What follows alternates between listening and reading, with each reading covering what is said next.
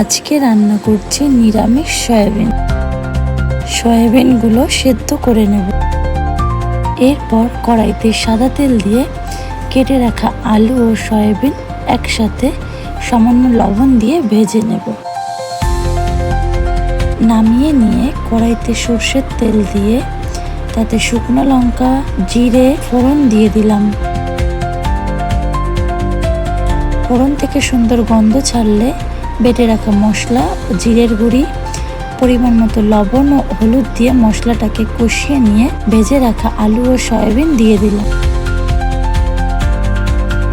Soybean আলু মশলার সাথে ভালো করে কষে গেলে পরিমাণ মতো ঝোল দিয়ে দেব।